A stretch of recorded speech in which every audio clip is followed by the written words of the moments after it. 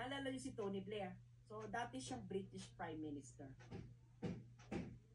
Noong 2003, kasama ni Bush, in-invade nila ang Iraq. Binomba nila ang Baghdad. And that war was illegal. Maraming nasawi. And take note, hindi sila tumutugis ng adik, ng kriminal.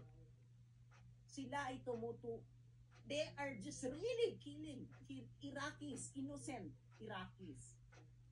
Ang kailangan lang naman nila si Saddam Hussein.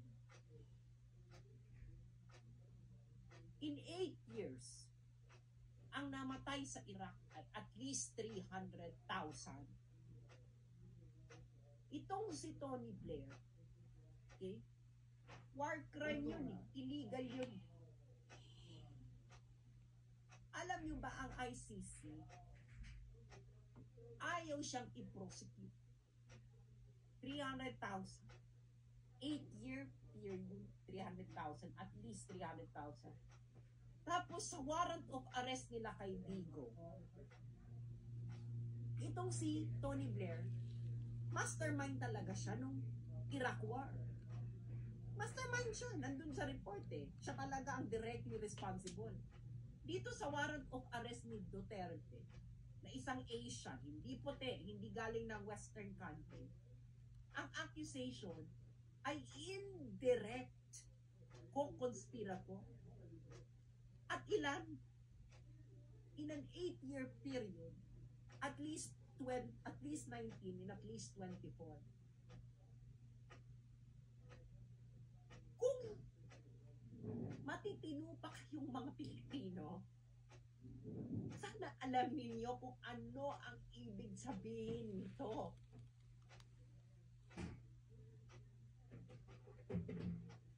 Kung hindi nyo alam ang ibig sabihin nito, mahiya kayo sa pagiging Pilipino ninyo at sa pinaglaban ng mga bayaning namatay sa pakikipaglaban sa mga dayuhan.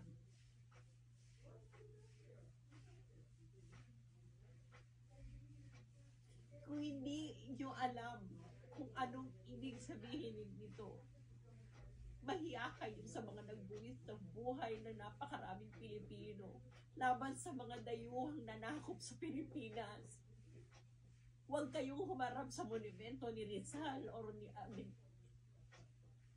ni Bonifacio. Mahiya kayo kung hindi mo alam ibig sabihin. Kayong mga sundalo at mga pulis, mahiya kayo sa ginawa ninyo.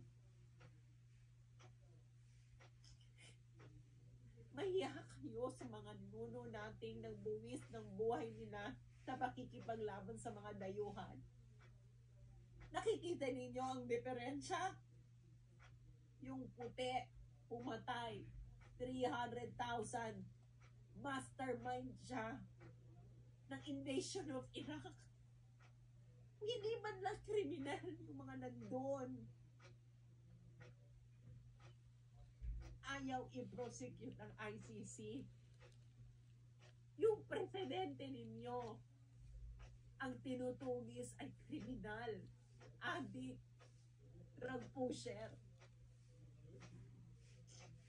Ang akusasyon, indirect co-conspirator, at least 19 and at least 24.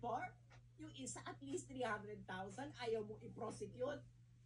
Kung hindi nyo alam ang ibig sabihin dito, mahiya kayo sa pagiging Pilipino ninyo.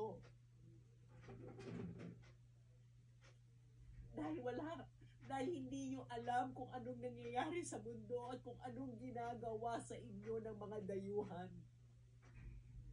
Bilang Asyano at bilang Pilipino. Namubunyi ngayon ng ICC dahil meron silang First Asian. Ano?